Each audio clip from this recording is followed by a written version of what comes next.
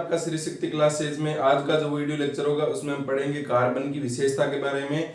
पिछला जो video lecture था उसमें भी हम कार्बन की विशेषता पढ़ रहे थे, वहां पर हमने कुछ पॉइंट कर लिए थे। तो आज हम अगला जो पॉइंट है वो शुरू करते हैं। वहां पर जो हमारा पहला पॉइंट था कि कार्बन परमाणु है, उसका परमाणु है क्रमांक है वो 6 होता है, और उसका हमने दूसरा पॉइंट था इलेक्ट्रॉनिक विन्यास देख लिया था। तीसरा हमारा पॉइंट था कि कार्बन परमाणु की जो संयोजकता होती है वो 4 होती है। कहने का मतलब कार्बन परमाणु है अन्य कार्बन परमाणु के साथ में संयोग करता है, तो वहां पर वो अलग अलग प्रकार से एकल संयोजी, द्विसंयोजी, त्रिसंयोजी के साथ में संयोग करके यौगिक का निर्माण करता है। तो आज हम पढ़ते हैं अगला हमारा चौथा जो टॉपिक है उसको। तो चौथा टॉपिक है आपका कि कार्बन जो परमाणु होता है, कार्बन परमाणु की जो संरचना होती है, ठीक है, मतलब कार्बन परमाणु के द्वारा जब यौगिक बनता है तब यौगिक की जो पूरी संरचना होती है, मतलब कार्बन, हाइड्रोजन या कुछ अन्य यौगिक बनता है, तो वहां पर उसकी संरचना होती है वो होती है समचतुष्फलक। क्या होती है? यह समचतुष्फलक या फिर चतुष्फलक की क्या होती है? उसकी संरचना होती है। ठीक है, तो कार्बन के यौगिक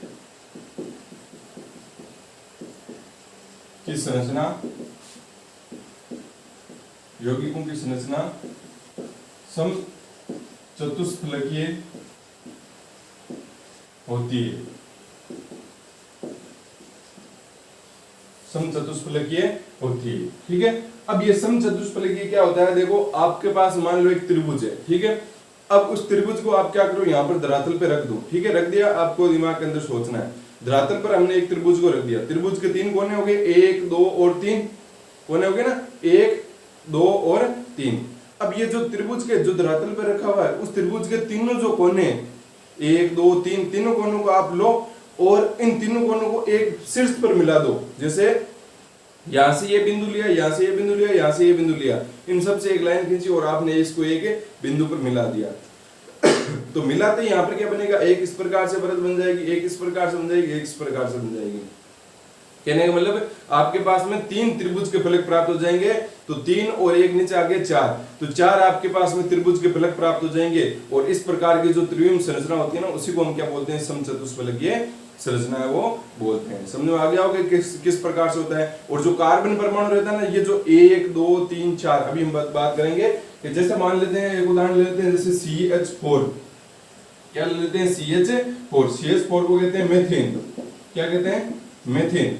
नामकरण अभी आगे आएगा, हम पढ़ेंगे कि इसको मेथेन क्यों कहते हैं या किस लिए कहते हैं। तो देखो, CH4 को कहते हैं मेथेन, ठीक है।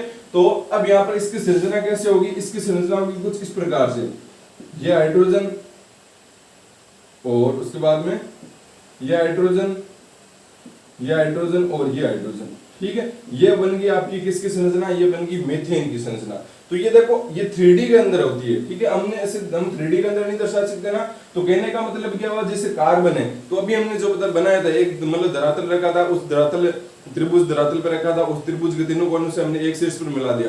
तो त्रिभुज के नीचे के 3 कोने हैं, उन पर एक एक हाइड्रोजन रखा हुआ है, और ऊपर वाला जिस कोने पर मिला है हमने, इस त्रिभुज के तीनों जो शीर्ष मतलब बिंदुओं को, वहां पर भी एक हाइड्रोजन रख दिया। कितने हाइड्रोजन हो गए? 3 तो नीचे धरातल पे हो गए और एक यहाँ पर हो गए। कितने हो गए? 4। और जो कार्बन परमाणु होता है ना, वो ये जो संरचना बनी है ना, उसके बीच में होता है। कहां पर होता है? बीच में होता है। तो इस प्रकार से वो क्या बन जाती है, जो कार्बन की यौगिकों की संरचना कैसी होती है? समचतुष्फलकीय या चतुष्फलकीय होती है। अब यहाँ पर देखो, जो इनका एक बॉन्ड, जैसे ये संयोजकता बंध, ये संयोजकता बंध या सहसंयोजक बंध, इनके मध्य कुछ ना कुछ कोण होता है भाई। ये देखो, आप कुछ इस प्रकार से, ये आपका त्रिभुज था, इस प्रकार से रखा हुआ, ठीक है। तो इस त्रिभुज के ये वाला जो सिरा है, इस बिंदु से हमने इसको कहां पर मिलाया? इस वाले भाग पर मिलाया, ठीक है, मिलाया यहाँ पर। अब यहाँ पर क्या हुआ, एक जो आपका बीच में क्या आपका कार्बन है ना यहाँ पर, तो कार्बन होने की वजह से अब यहाँ पर क्या होगा, सॉरी, मतलब ये जो हाइड्रोजन होगा वो इस कार्बन से मिलेगा, ऊपर वाला जो हाइड्रोजन है वो भी इस कार्बन पे मिलेगा, ठीक है।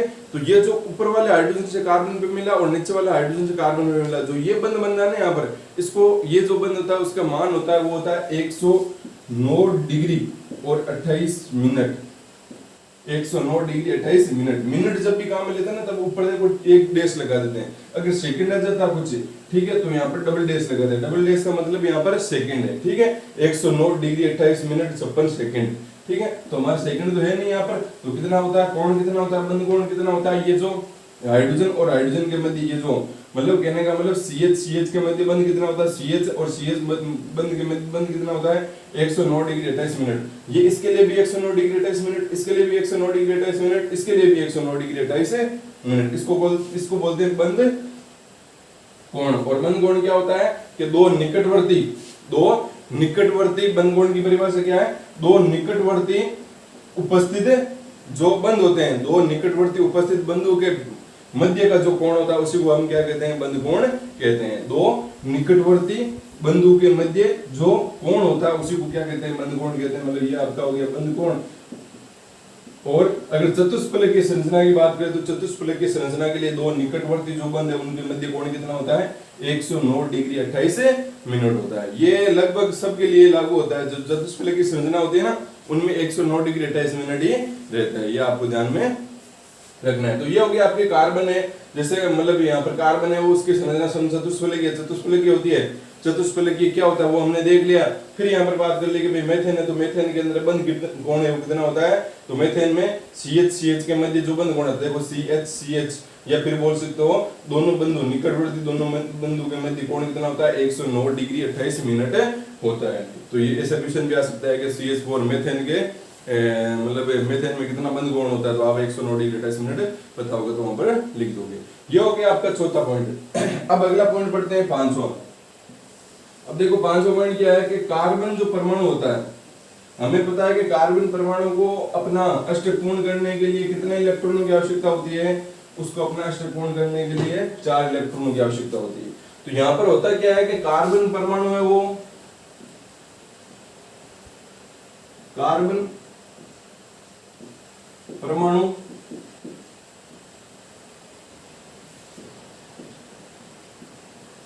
कार्बन परमाणु से जुड़कर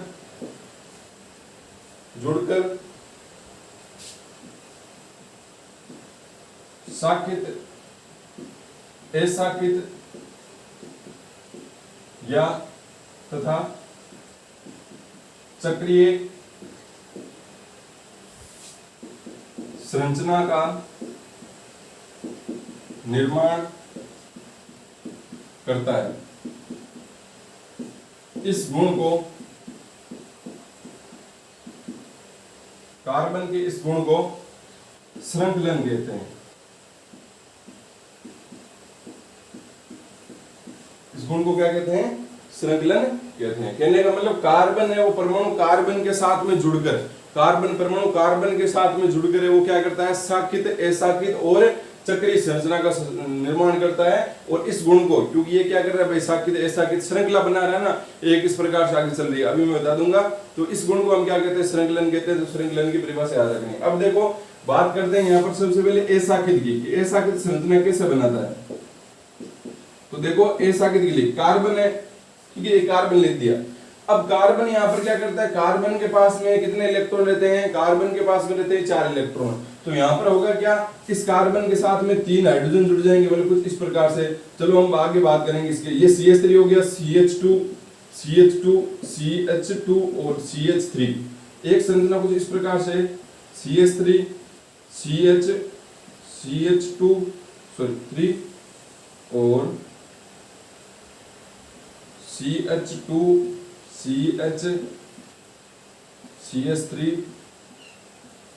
CH3 और एक संरचना कुछ इस प्रकार से C डबल बॉन्ड C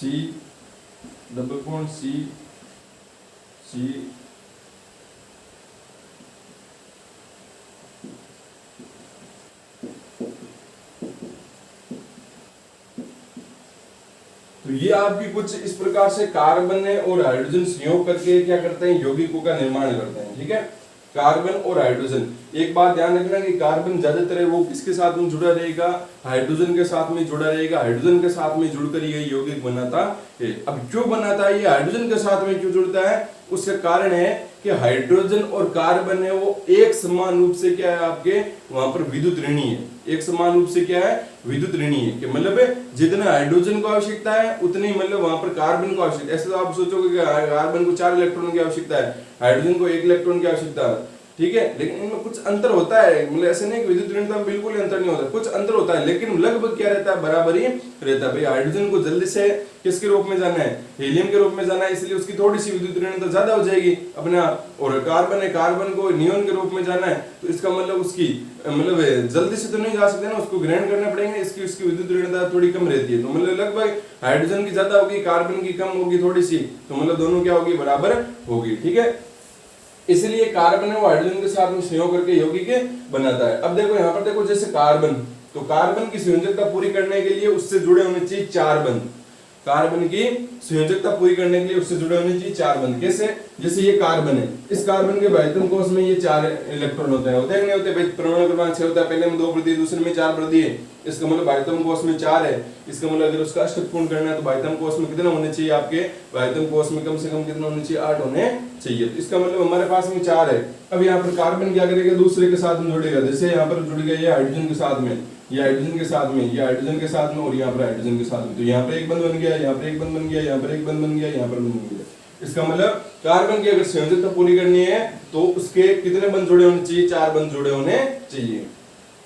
तो अब इस नीचे वाले में देखो, देखो यहाँ पर कि कार्बन था यहाँ पर, तो कार्बन के साथ में कितने हाइड्रोजन जुड़े हुए हैं, देखो यहाँ पर 3 हाइड्रोजन। ये 3 हाइड्रोजन कैसे जुड़े हुए हैं, ये तो बंध है यहाँ पर, ये 3 हाइड्रोजन कुछ इस प्रकार से जुड़े हुए हैं।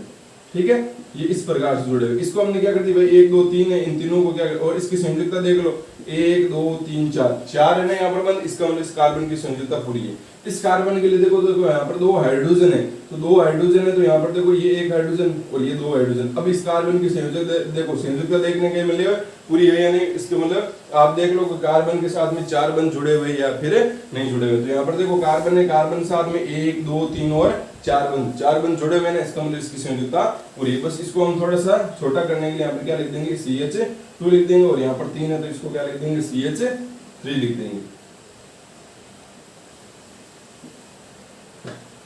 CH3 और CH2। ठीक है, अब ये तो हमने देख लिया भाई किस प्रकार से ये मतलब इसका निर्माण हुआ है। ठीक है, मतलब CH3 CH2 ये किस प्रकार से बना। अब बात करते हैं कि क्या ये साकित है या असाकित है या फिर चक्रीय है। अब चक्रीय तो हो नहीं सकती, चक्रीय होने के लिए क्या करना पड़ेगा, जो पहला कार्बन है, मान लेते हैं ये पहला कार्बन है, इसको भी मान सकते हो, मान लो ये पहला कार्बन है, पहला कार्बन और अंतिम कार्बन आपस में जुड़े होने चाहिए। जैसे अगर मैं इसको दूं, ये 1 number 2 number 3 number 4 number 5 number, तो 1 नंबर और 5 नंबर कार्बन अगर आपस में जुड़ा रहेगा तब वो संरचना कैसी होगी, चक्रीय संरचना होगी। कैसी संरचना होगी, चक्रीय संरचना होगी। और अगर 1 नंबर कार्बन 5 नंबर से कार्बन से जुड़ा हुआ नहीं है, इसका मतलब वो चक्रीय संरचना नहीं। अब ये जरूरी नहीं है कि वो 1 नंबर 5 से जुड़ा हो, कहने का मतलब मैं आपको समझा रहा हूँ, यहाँ पर 2 और 5 भी जुड़ गए ना तभी वो एक चक्रीय संरचना बना लेगा, पूरी तरीके से नहीं बनाएगा लेकिन आंशिक रूप से बना लेगा। कहने का मतलब आप समझ गए होंगे कि मतलब क्या होनी चाहिए, संरचना क्या होनी चाहिए, इस प्रकार से बंद होनी चाहिए। अब बंद यहाँ पर ये ऊपर वाली दिख नहीं रही आपको। अब यहाँ पर देखो इसकी ये साकित है या असाकित है, भाई 2 चीज हो जाती है, तो क्या हो सकती है, साकित हो सकती है या असाकित हो सकती है, या फिर क्या हो सकती है, साकित हो सकती है। अब साकित असाकित क्या होता है, देखो मान लो आपके पास में, या आपने पेड़ तो देखा ही होगा ना, तो पेड़ है, ठीक है। अब पेड़ होता है, पेड़ बिल्कुल अगर सीधा होता है, उसके कोई भी शाखा नहीं निकली होती है। शाखा बोलते हैं ना हम, शाखा किसको बोलते हैं कि जैसे पेड़ के यहाँ पर टेल नहीं निकली हुई है, यहाँ पर टेल नहीं निकली हुई है, इस प्रकार से शाखाएं निकली रहती है ना, तो उसको क्या बोलेंगे, ये पेड़ क्या शाखित है, क्योंकि इसकी क्या निकली हुई है, शाखाएं निकली हुई है।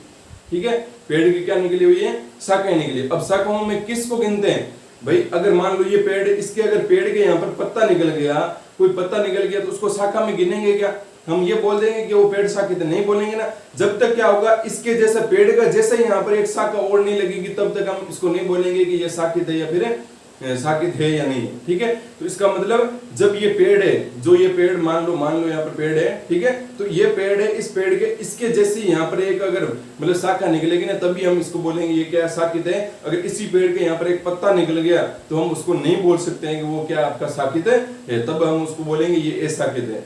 तो यहाँ पर भी आपको क्या बात समझ में आई यहाँ पर कि कार्बन से बनी हुई जो ये श्रृंखला है, अगर कार्बन से बनी हुई श्रृंखला में अलग से कोई एक अन्य अलग से एक क्या होगा, अगर आपका बंध बना के एक कार्बन की श्रृंखला चल रही है तब वो क्या होगा, शाखित होगा।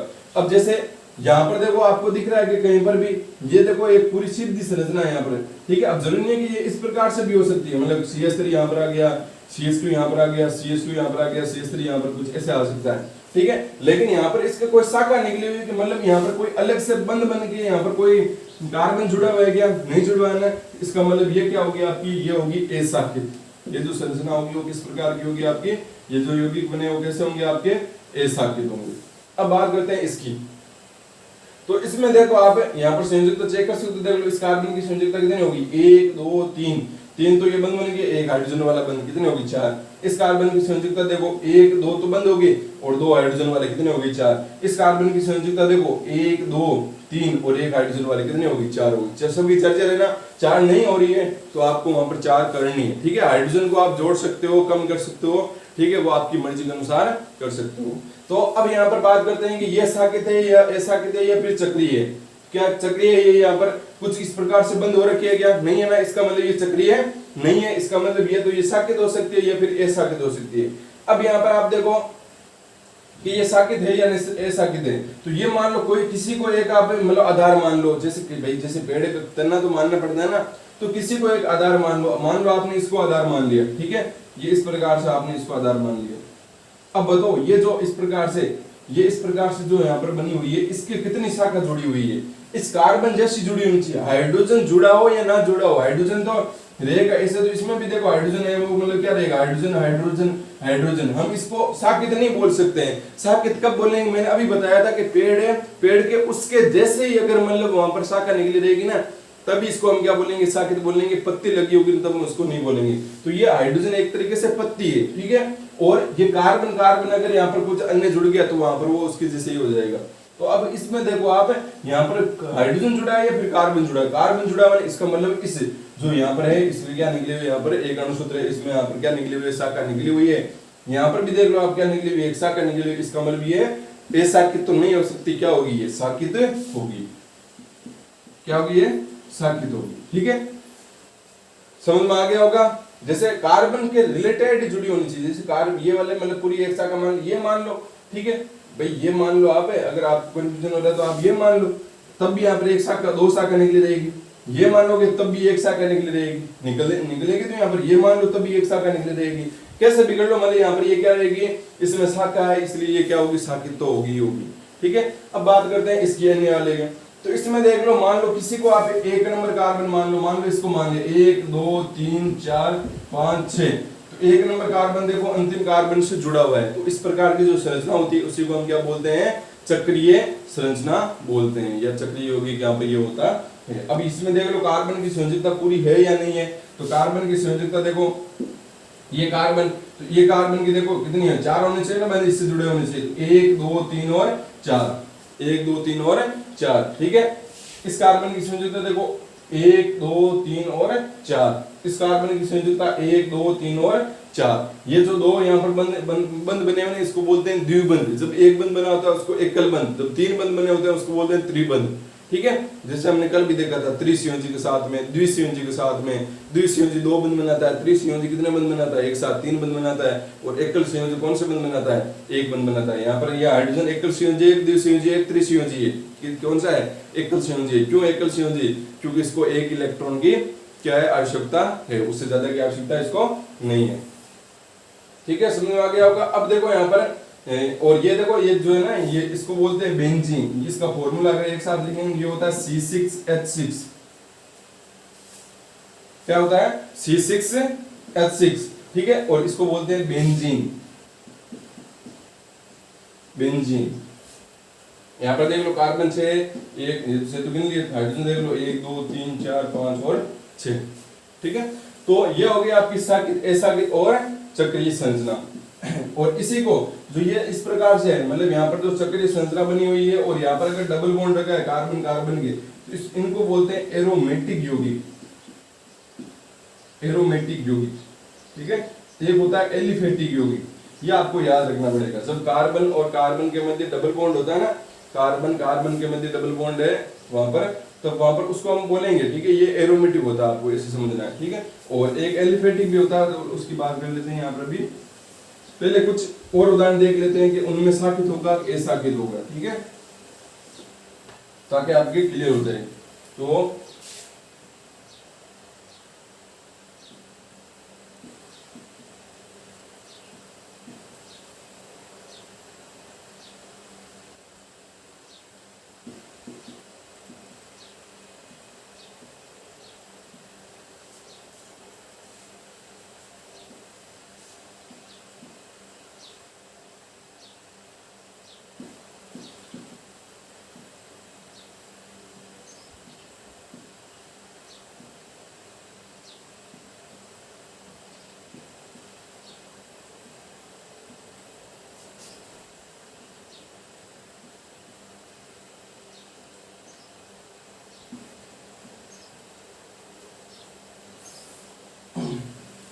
एक और यौगिक लिखते हैं।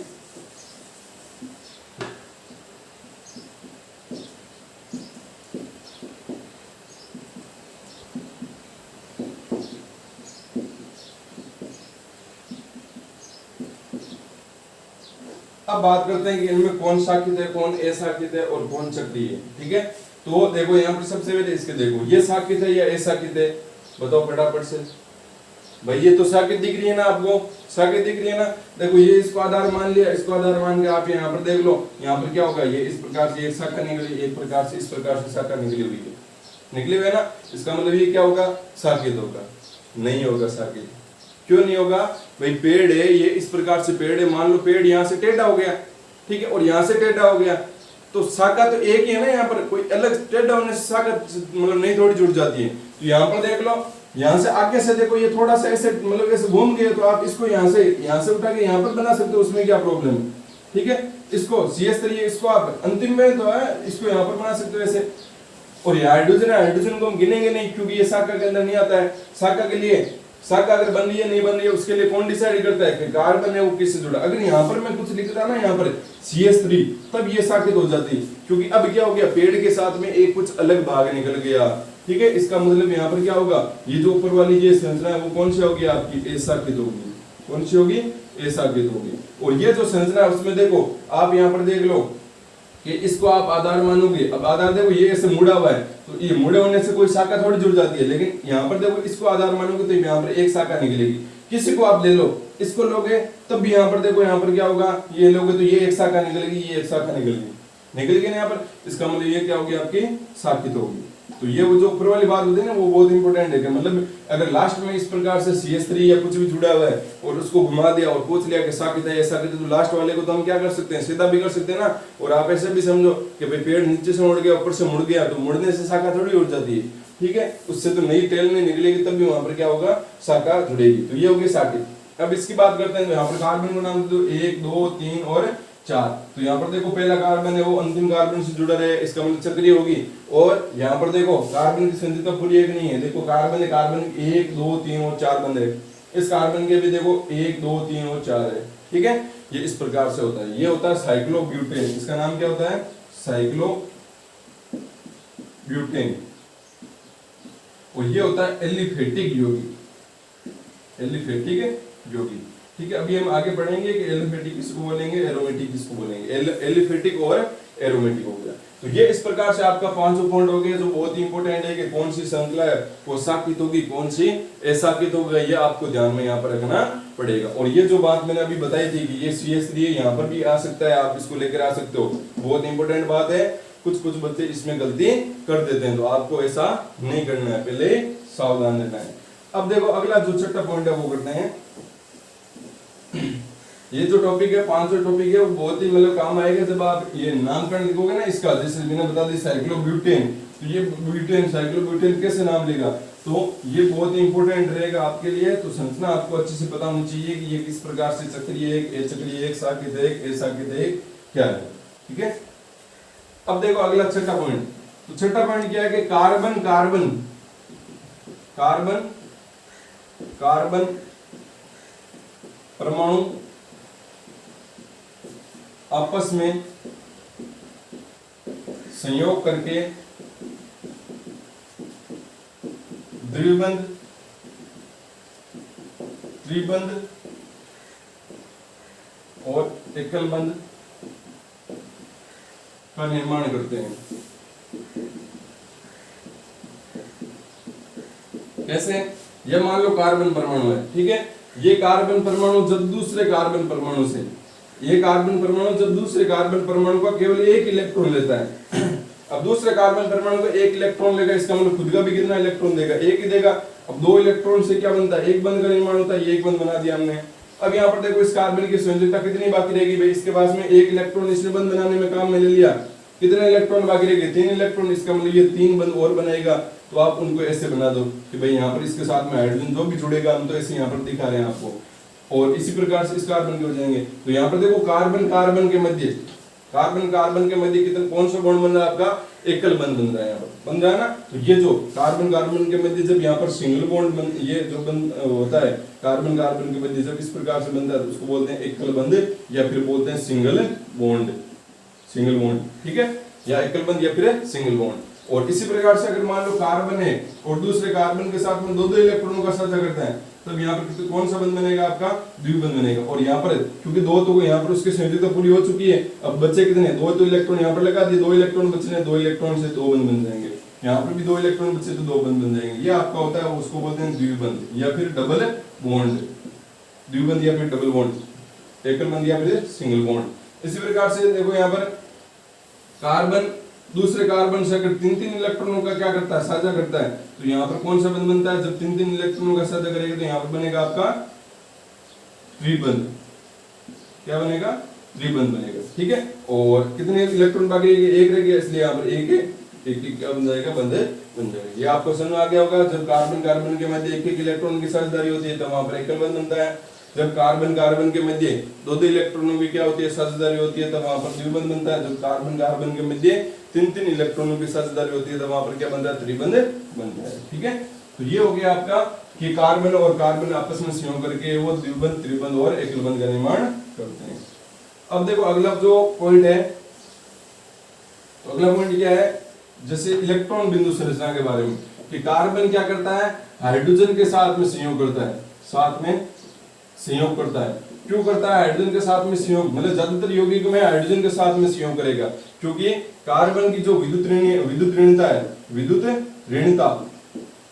ऋणता मतलब समझ गए ना कि भाई इलेक्ट्रॉन को अपनी ओर आकर्षित करने की जो क्षमता होती है, कार्बन की विद्युत ऋणता बराबर है हाइड्रोजन की विद्युत ऋणता के, लगभग मान लो, ठीक है, पूरा बराबर नहीं बोलेंगे, लगभग क्या रहती है, बराबर रहती है। और विद्युत ऋणता मतलब इलेक्ट्रॉन को अपनी ओर आकर्षित करने की जो क्षमता होती है, ठीक है। तो कार्बन और हाइड्रोजन एक इलेक्ट्रॉन को तो आपस में क्या करते हैं, साझा करते हैं ना। तो यहाँ पर अगर मान लो ज्यादा विद्युत ऋणी हो गया, जैसे हमने जोड़ दिया फ्लोरीन को, फ्लोरीन आउट सारणी में सबसे क्या अधिक विद्युत ऋणी है, क्योंकि उसको इलेक्ट्रॉन की सबसे ज्यादा जरूरत है। जैसे हमने यहाँ पर कार्बन के साथ में फ्लोरीन जोड़ दिया, तो फ्लोरीन को अधिक इलेक्ट्रॉन की आवश्यकता है, तो ये कार्बन वाले इलेक्ट्रॉन को क्या कर लेगा, अपनी ओर पूरी तरीके से आकर्षित कर लेगा। तो कार्बन को बेचारे को क्या करना पड़ेगा, अपना इलेक्ट्रॉन है वो क्या करना पड़ेगा, यहाँ पर त्यागना पड़ेगा। और इस प्रकार से यहाँ पर फिर साझेदारी नहीं होगी और इलेक्ट्रॉनों की साझेदारी नहीं होगी, फिर वहां पर वो ज्यादा स्थायी नहीं रहेगा, क्योंकि कार्बन को खुद को भी तो एक इलेक्ट्रॉन की आवश्यकता नहीं। यहाँ पर अगर इसको एक इलेक्ट्रॉन चाहिए तो एक इलेक्ट्रॉन इसको भी तो आवश्यकता नहीं यहाँ पर, इसलिए यहाँ पर कार्बन है वो कभी भी अधिक विद्युत ऋणी के साथ में नहीं जोड़ेगा, या कोई सा भी ऐसा यौगिक नहीं है वो हमेशा क्या करते हैं, वो मतलब जो आपस में जिनकी विद्युत ऋणता बराबर होती है उन्हीं के साथ में संयोग करते हैं। तो इसलिए यहाँ पर कार्बन के साथ में फ्लोरीन न जुड़ के क्या जुड़ता है, आपका हाइड्रोजन जुड़ता है, क्योंकि इनकी विद्युत ऋणता है वो बराबर होती है। मतलब जितना हाइड्रोजन इसके इलेक्ट्रॉन को खींचता है उतना ही कार्बन इसके इलेक्ट्रॉन को खींचता है, तो दोनों बराबर हो जाते हैं और यहाँ पर ये स्थायी बन जाते हैं, ठीक है। और अब देखो यहाँ पर तो ये तो समझ में आ गया होगा कि कार्बन और हाइड्रोजन संयोग करते हैं, और कार्बन और हाइड्रोजन संयोग करते हैं तो इस प्रकार से कार्बन और हाइड्रोजन के संयोग से जो यौगिक का निर्माण होता है, जिस भी यौगिक का निर्माण होता है, भाई ये कार्बन एक परमाणु है, हाइड्रोजन भी एक क्या परमाणु है, जब परमाणु दो या दो से अधिक परमाणु संयोग करते हैं तो उसका निर्माण होता है, यौगिक का निर्माण होता है। तो यहाँ पर कार्बन और हाइड्रोजन संयोग करेंगे तो यहाँ पर जो यौगिक बनेंगे उनको बोलते हैं हाइड्रोकार्बन। हाइड्रोजन और कार्बन से मिलने वाले यौगिक क्या होते हैं, हाइड्रोकार्बन होते हैं, ठीक है। अब यहाँ पर देखो मेथेन, मेथेन होता है आपका CH4, और उसके बाद में आता है आपका एथीन, एथीन का फॉर्मूला होता है आपका C2H4, और उसके बाद में आता है एथाइन, एथाइन का फॉर्मूला होता है C2H2। इसकी आपको क्या करनी है, इलेक्ट्रॉन बिंदु संरचना बनानी है। इलेक्ट्रॉन बिंदु संरचना मतलब इलेक्ट्रॉन को बिंदु के रूप में दर्शाना है। अब कैसे बनेगी, बिल्कुल आसान है। कार्बन है, कार्बन के वायतम कोश में कितने इलेक्ट्रॉन, 4 इलेक्ट्रॉन, 1 2 3 और 4। ऐसा क्यों किया मैंने, क्योंकि यहाँ पर हाइड्रोजन है और हाइड्रोजन में पता है क्या करता है, सिंगल बॉन्ड बनाता है, क्योंकि ये एकल संयोजक, इसलिए यहाँ पर अलग अलग कर दिए। ये एक हाइड्रोजन, ये हाइड्रोजन, ये हाइड्रोजन और ये हाइड्रोजन। अब पहले हाइड्रोजन की संयोजकता पूरी कर दो, ये होगी हाइड्रोजन की, इस हाइड्रोजन की, इस हाइड्रोजन की, इस हाइड्रोजन की। कार्बन की कर दो, कार्बन की इस हाइड्रोजन वाले भी इलेक्ट्रॉन साथ में लेने इस प्रकार से, और ये होगी आपकी मेथेन की इलेक्ट्रॉन बिंदु संरचना। अब एथेन की बात करते हैं, तो एथेन में देखो C2 है, मतलब कार्बन 2 है, तो कार्बन 2 कर दो। अब यहाँ पर देखो हाइड्रोजन कितने, 4 है। अभी हमें पता नहीं कि कार्बन कार्बन के मध्य बंध कौन सा लगेगा, single bond, double bond, triple bond, कोई बात नहीं, टेंशन लेने की जरूरत नहीं है। 2 कार्बन है, हाइड्रोजन कितने हैं आपके, 4 है, इसका मतलब जो भी हाइड्रोजन 4 है उनको बराबर भागों में बांटो, मतलब 2 किसको दो, एक कार्बन को, और 2 किसको दो, दूसरे कार्बन को। तो ये 2 दे दिए एक कार्बन को और 2 दे दिए हमने दूसरे कार्बन को। अब यहाँ पर देखो, अब यहाँ पर कितने संयुक्ता बच गई भाई, यहाँ पर इसके पास में 2 बंध बने, इसका मतलब 2 इलेक्ट्रॉन बच गए, इसके पास में 2 इलेक्ट्रॉन, इसका मतलब दोनों के मध्य कौन सा बंध बनेगा, डबल बॉन्ड बनेगा, बनेगा ना यहाँ पर, ठीक है। तो इस प्रकार से वो एथीन बन जाएगा। अब ये तो हमने एथीन की संरचना बनाई है, हमने इलेक्ट्रॉन बिंदु संरचना नहीं बनाई है। तो इलेक्ट्रॉन बिंदु संरचना बनाने के लिए यहाँ पर क्या करना पड़ेगा आपको, ये बंध नहीं बनाने, इलेक्ट्रॉन बिंदु संरचना बनाने के लिए आपको यहाँ पर ये इस प्रकार से डॉट बनाने और वो गोले बनाने पड़ेंगे, ठीक है। अब यहाँ पर ये कितने इलेक्ट्रॉन की शर्त रही हुई, 2 इलेक्ट्रॉन। अब इसके लिए पहले हाइड्रोजन की संयुक्ता पूरी करवा दो, ये हाइड्रोजन इसकी संयुक्ता पूरी, इसकी संयुक्ता पूरी, ये इसकी होगी संयुक्ता, इसकी हो। अब पहले इस कार्बन की संयुक्ता पूरी करो, तो इस कार्बन की देखो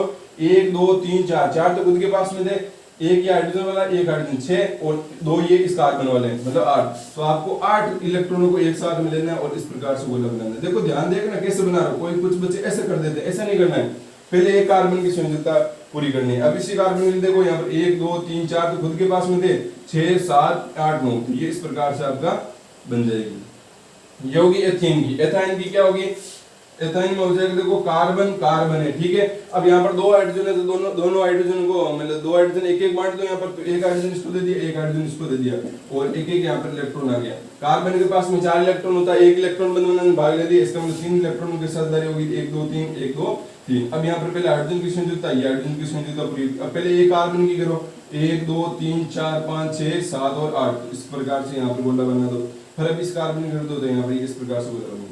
ये होगी एथाइन की इलेक्ट्रॉन बिंदु संरचना, ठीक है। तो ये हो गए आपके जितने भी मुख्य कार्बन की जो विशेषताएं हैं वो हमने पढ़ ली। कुछ 1 2 जो रहेगी वो हम आगे जो हमारे अभी आएंगी, जो अगला टॉपिक आएगा उसमें हम अध्ययन कर लेंगे। तो आपको ये अच्छे से समझना है, क्योंकि आगे जब आईपीएससी नाम आएंगे तब इसको आसानी रहेगी, आपको याद है अच्छे से आप मतलब उसको समझ पाओगे।